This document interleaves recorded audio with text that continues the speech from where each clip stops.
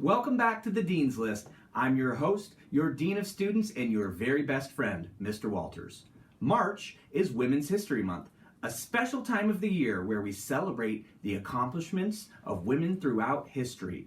During this month, we remember the brave and strong women who have made a positive impact on society, including scientists, artists, activists, and leaders. It's a time to learn about incredible women and be inspired to follow in their footsteps. Today, we're going to be learning about Grace Hopper, an innovative computer scientist who played a vital role in the development of computer programming languages. Her groundbreaking ideas and her dedication to her work paved the way for modern computer technology, inspiring many young students to explore the field of computer science. We're going to be reading from this book in our Ponderosa Library, Little Dreamers, Visionary Women Around the World by Vashti Harrison. Let's read. Grace always wanted to know how things worked. When she was 7, she dismantled her alarm clock just to figure out what was going on inside. Once she did, she easily put the clock back together. In college, Grace studied math and physics and later became a math professor. She had a knack for explaining complicated concepts. When the United States entered World War II, Grace wanted to help. The U.S. Navy rejected her several times, once for being too small and once for being too old. But Grace persisted, and in 1943, she joined the U.S. Naval Reserve through the WAVES program. She was assigned to a special project. The Navy hoped the Harvard Mark I, the first electromechanical computer in the United States, would provide calculations that would help win the war. But they needed someone to program it first.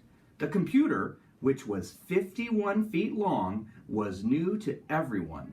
But as with her alarm clock, Grace figured it out. Her job was to write a book on how to use it, the first computer manual. In 1949, Grace worked at a company overseeing the programming of the first commercial computer. Grace thought it would be easier if users could just communicate with it in English, but her coworkers laughed at the idea. Eventually, she tried it, and her team ended up creating the precursor to COBOL, the most useful programming language ever. When Grace was 60, she returned to the Navy to standardize computer languages. And when she retired at the age of, 79, ending a landmark career, she was the oldest active duty commissioned officer in the Navy. Perhaps Grace's greatest achievement was her translation of complicated ideas into simple language, something that opened up computing and coding for generations to come. If you'd like to learn more about Grace Hopper, check out this book from the Ponderosa Library. Grace Hopper, Queen of Computer Code, written by Laurie Wallmark and illustrated by Katy. In this book, you'll read about Hopper's remarkable achievements and contributions to the field of computer science, as well as her determination and perseverance in breaking down barriers for women in technology. I hope you're learning about something new or someone new during Women's History Month. If you haven't already, check out the Women's History Month display in the Ponderosa Library.